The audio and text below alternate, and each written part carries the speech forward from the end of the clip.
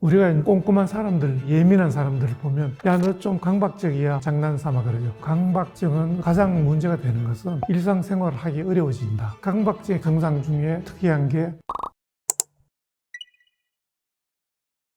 강박증은 원치 않는 생각이 반복적으로 들어서 불안을 일으키고 그 불안을 없애기 위해서 하는 행동입니다. 대표적인 게 더러운 것에 대한 공포, 이게 가장 심하죠. 화장실을 가니까 너무 더러워서 계속 손을 씻는다든지 더러운 생각이 자꾸 반복적으로 들었어. 그래서 뭐 심한 경우는 비누 한 장을 다 쓸 때까지 계속 씻죠. 또 확인, 문을 잠궜는데 안 잠근 것 같아요. 그래서 불안하니까 그걸 확인하는 거예요. 수험생들이 예비고사 치는데 자기 번호를 기입을 했는데 잘못한 거 아닐까. 그렇게 해서 불안해서 계속 확인합니다. 그 때문에 시험을 못 치죠. 그런 경우도 있고 그 이외에 여러 가지 현상들이 있습니다. 예를 들면 사자를 싫어하니까 회의를 할 때도 네 번째 의자에는 앉지 않는다. 럭키 세븐, 7자가 좋아서 아까 말씀드린 오염에 대한 공포 때문에 7번을 씻으면 더러운 것이 깨끗해질 거다. 그렇게 해서 7번을 씻었는데 생각이 계속 드니까 7 곱하기 7은 49니까 49번을 씻는 겁니다. 그걸 하루 종일 씻기도 하고 샤워를 뭐 8시간씩 하는 경우도 있고 또는 이제 반복적인 생각 중에 폭력적인 생각. 예를 들면 아버지가 교통사고에 안 좋은 일이 생길 것 같다. 이런 생각이 됩니다. 그래서 아버지에게 전화를 걸어 확인을 합니다. 아빠 무슨 일 없어? 계속 그런 생각이 드니까요. 불안해지죠.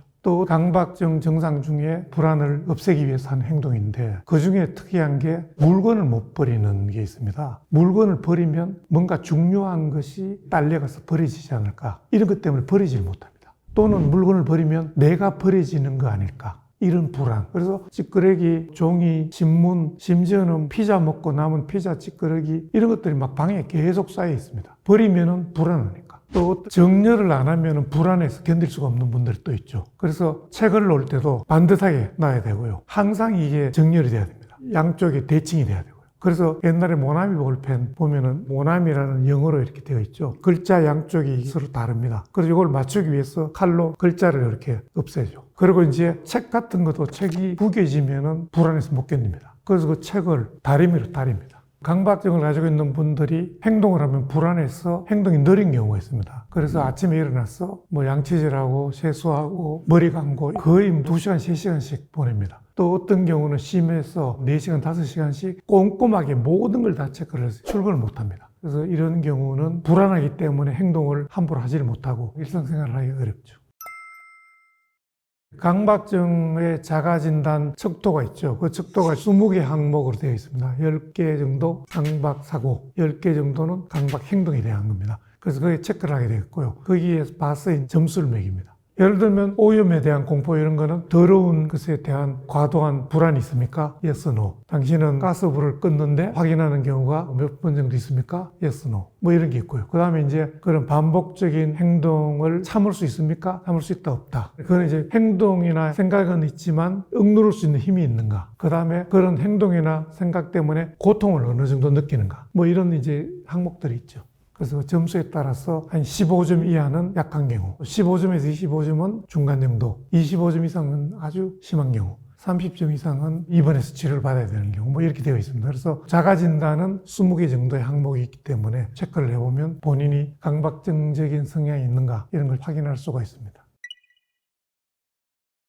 우리가 이제 약간 꼼꼼한 사람들 또는 예민한 사람들을 보면 야, 너 좀 강박적이야. 그런 걸 일반인들이 장난삼아 그러죠. 그거는 좀 그냥 성격적인 거다. 이렇게 이제 치부하고요. 또 이제 보통 증상이 나타나도 너의 문제니까 그냥 참을 수가 있어. 그냥 참습니다. 다른 사람들이 모르죠. 그러니까 질환 중에도 약하다. 이렇게 이제 보는 경우가 좀 있죠.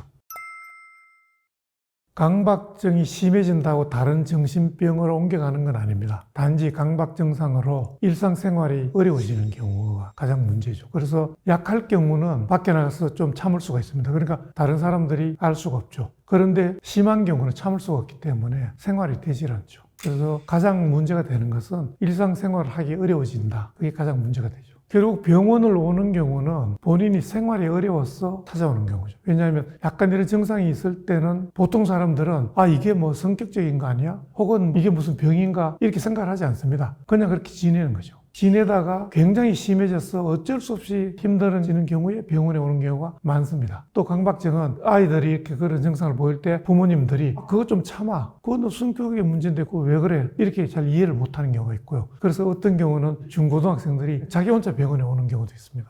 그래서 이해하기가 어렵죠. 약한 경우는 참을 수가 있습니다. 근데 이제 그게 점점점 심해지면 참기가 어려워지죠. 약할 때 참는 거는 충분히 인지행동 치료의 방법 중에 하나죠. 오히려 불안을 일으키는 생각이 들 때 그걸 피하는 게 문제고 그걸 억눌러서 참는 거는 좋은 방법 중에 하나죠. 근데 조금씩 심해지면 어려워지는 거죠. 되게 보통 사람들도 확인을 한다든지 더러운 것에 대한 불안 이런 건 누구나 가지고 있을 수가 있죠. 근데 생활을 하기 어려울 정도로 심해진다든지 그런 경우는 치료를 받아야 되고요. 그 다음에 이제 진단을 하는 경우는 되게 하루에 1시간 정도 이상 그런 생각이나 행동을 하는 경우에는 우리가 강박증으로 진단합니다. 근데 그러면 1시간이면은 1시간 1분은 병이고 59분은 뭐 병이 아니다. 이런 건 아니고요. 대개 1시간 정도 괴로우면 치료를 받는 게 좋다. 그 이전에는 뭐 그냥 그럴 수도 있다. 그런 진단 기준은 있죠. 하지만 그게 뭐 절대적인 건 아니죠. 강박증은 뇌의 어떤 신경회로에 문제가 있다고 이미 밝혀져 있습니다. 전두엽과 미상핵, 그리고 피젤하 부위. 예를 들면 도로의 비유를 해볼게요. 10차선 도로가 있는데 정상적인 경우는 그 5차선의 차들이 달리고 있습니다. 그런데 강박증은 이게 10차선 도로에 전체가 차들이 막 다닙니다. 그렇게 해서 막 정보의 전달이 굉장히 빠르죠.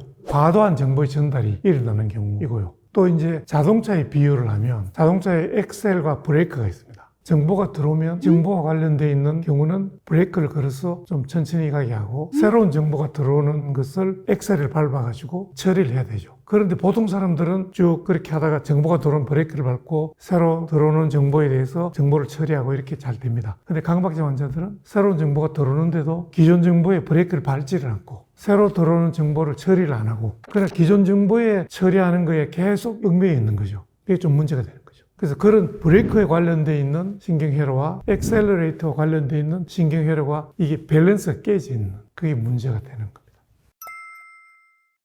강박증도 그렇지만 대개 정신질환은 약간 타고나는 성격적인 측면, 체질 이런 게 많이 영향을 받죠. 그게 또 유전과도 관련이 좀 있기도 하고요. 그래서 대개 정신질환은 그런 유전적인 성향이 한 60-70%, 그 다음에 환경적인 영향 그런 게 한 20-30% 영향을 미치죠. 강박적 성격인 경우는 약간 치료를 하고 난 다음에도 성격적으로 그런 성향이 있기 때문에 또 다시 나빠지는 경우도 있고 본인이 좀 스트레스를 많이 받는 그런 경향이 있습니다. 그래서 이제 강박적 성격이 있는 경우, 그 다음에 이제 경계성 성격 혹은 히스테리적인 성격인 경우는 감정의 기복이 좀 심합니다. 그래서 그런 경우는 강박증이 좋아지더라도 감정의 기복 때문에 강박증이 영향을 받죠. 그래서 그런 경우도 약간 어려운, 본인이 좀 노력을 좀 더 해야 되는 그런 경우가 되겠죠.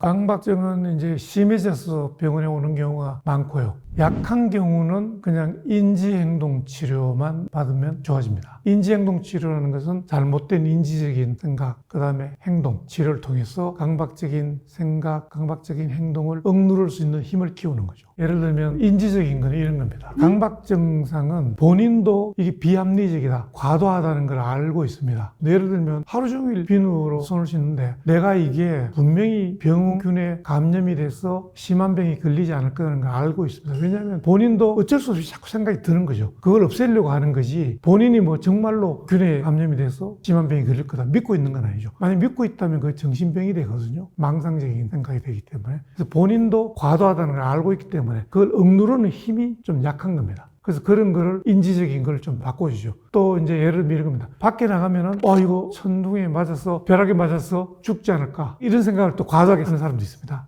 그런 경우도 인지적인 게 좀 문제가 있죠. 천둥번개에 맞는 확률이 이런 정도다. 또는 너가 밖에 나가도 공기 숨을 쉬더라도 전혀 균에 감염이 돼서 걸리지 않다. 확률적으로 있을 수 없는 이야기다. 이런 거를 이제 인지적으로 바꿔주는 거죠.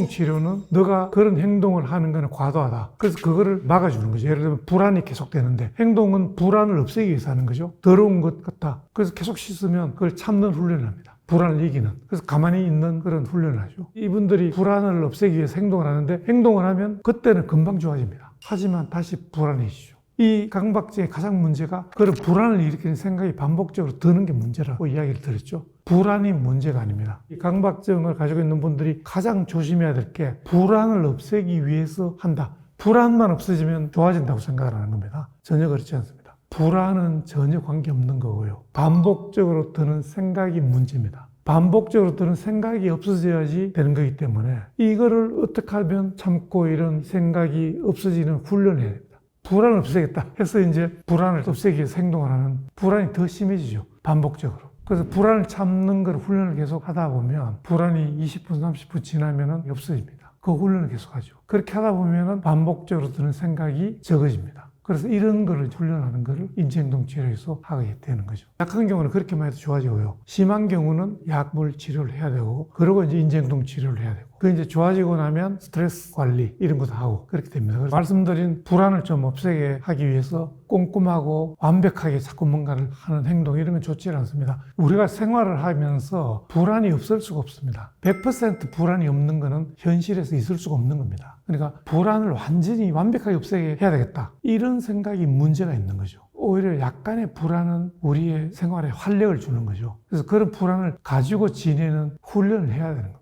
불안을 완전히 없애기 어렵기 때문에 약간의 불안은 가지고 생활하고 또 그게 생활에 활력이 되고 이런 거죠. 불안해지지 않아서 문제가 되는 경우도 많죠. 예를 들면 시험을 친다? 약간 불안해져야죠. 예민해지고 집중력이 증가되고 그런 거 아닙니까? 직장에 면접을 갔는데 불안해지지 않고 느슨하게 질문하는데도 그냥 적당히 이야기하고 그렇지 않잖아요. 약간 이렇게 예민해지고 불안해서 야 이거 어떡하지 준비도 하고 이렇게 해야 잘하잖아요. 그러니까 불안한 게 문제가 아닙니다. 불안이 있을 수가 있기 때문에 우리가 불안을 완벽하게 없애고자 하는 그게 문제가 되는 거죠. 그래서 약간의 불안을 가지고 생활할 수 있는 생각의 전환이 필요한 거죠. 강박적 성격, 또 강박증은 어떻게 보면 보통 사람들한테도 있는 그런 증상들입니다. 또 그게 약할 때는 우리 생활에 도움이 되는 경우가 많죠. 꼼꼼한 사람, 완벽하게 하는 사람들이 일반 회사에서 성공할 수 있는 사람들이죠. 그러니까 강박증은 나쁘다, 뭐 문제가 있다 이렇게 생각할 필요는 없고 우리가 불안도 마찬가지고요. 그냥 그런 증상이 자꾸 병이라고 생각할 필요 없이 약할 때는 그냥 가지고 생활하면서 그걸 좀 긍정적인 쪽, 좋은 쪽으로 활용할 수도 있고 그렇게 하면 될 것 같고요. 그게 약간 심해지면 빨리 치료를 받으면 좋아질 수 있으니까 너무 그렇게 병이구나 걱정할 필요는 없을 거라고 생각합니다.